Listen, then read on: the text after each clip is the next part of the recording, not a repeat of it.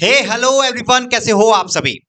आज का महत्वपूर्ण वीडियो उन सभी स्टूडेंट्स के लिए है जो भी सीएमए फाइनल के एग्जाम में दिसंबर 2026 में बैठने वाले हैं।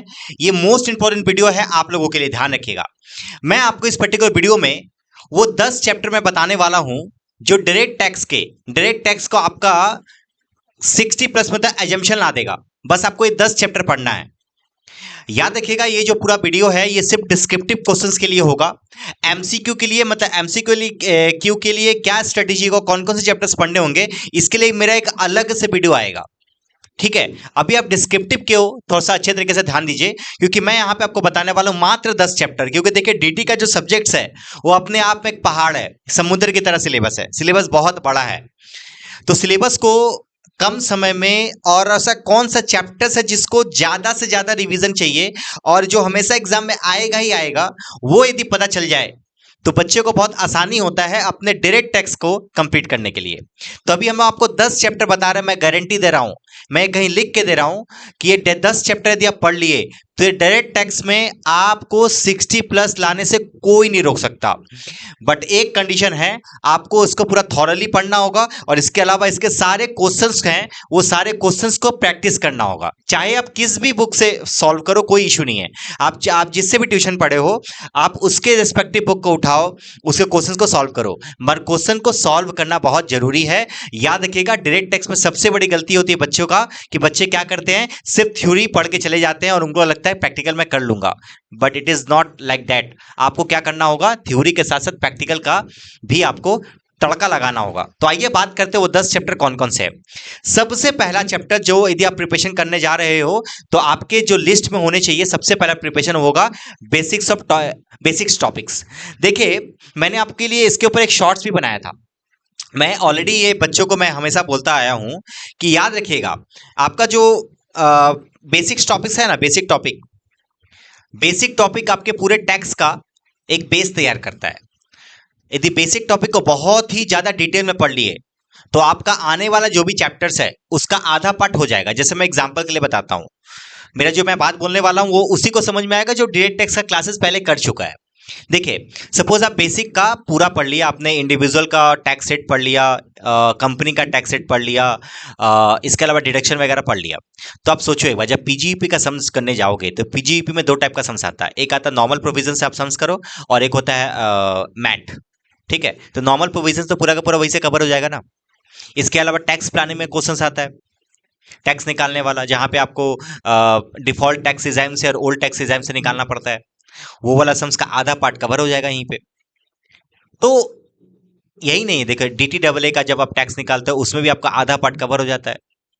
तो बेसिक्स को मैं हमेशा बोलता हूं कि जब डायरेक्ट टैक्स में आपके पास यदि 50 दिन है तो आप आराम से 10 दिन बेसिक के ऊपर स्ट्रांग करने का कोशिश कीजिए। बेसिक से यदि स्ट्रांग हो जाएगा तो आने वाला जो चैप्टर्स है वो बहुत आसान है। जैसे मैं बताता हूं, बच्चे क्या करते हैं, कंपनी का असेसमेंट खोल के लिखना मतलब पढ़ना स्टार्ट करते हैं।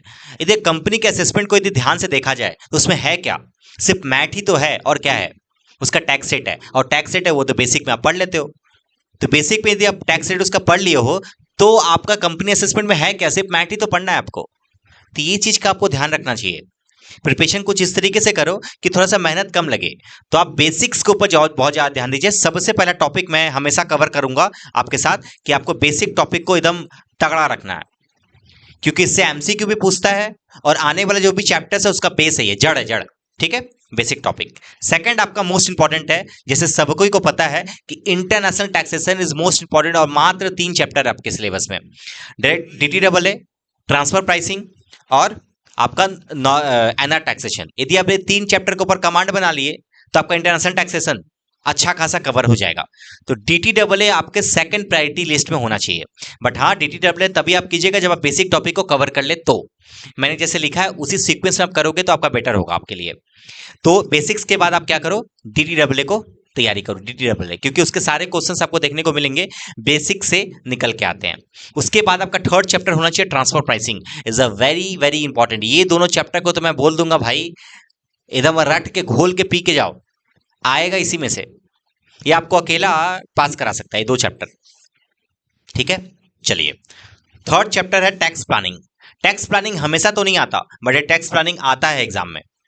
ठीक है, हमेशा नहीं आता बट आता है, तो आपको इसको पढ़ के जाना चाहिए। इसकी ईजी भी है, तो आपका प्रिपरेशन स्टार्टिंग जब कर रहे हो तो सबसे पहले बेसिक से चालू करो, बेसिक के बाद DTAA, अच्छा ट्रांसफर प्राइसिंग, और उसके बाद ट्रांसफर प्राइसिंग आप ये टैक्स प्लानिंग आप जरूर से कर लेना। इसके अलावा मैट, आपको पता है मैट के ऊपर क्वेश्चन एग्जाम में स्ट्रेट फॉरवर्ड पूछता है, तो आपको मैट भी अच्छे तरीके से करके जाना चाहिए। इसके अलावा ट्रस्ट का जो असेसमेंट है इस बार आया था। बैंक बिजनेस रीस्ट्रक्चरिंग, अरे भाई यहीं पे अंतर आ जाता है एक CA स्टूडेंट और एक CMA स्टूडेंट में। देखिए CA स्टूडेंट जो चैप्टर पढ़ता है ना, आपको देखने को मिलेगा कि जब CA स्टूडेंट पढ़ता है, आपको जब CA के फैकल्टी से आप पढ़ रहे हो, CMA का ही क्लासेस, जब CA का फैकल्टी से पढ़ रहे हो तो आपको पढ़ने को मिलेगा वहां पे कैपिटल गेन।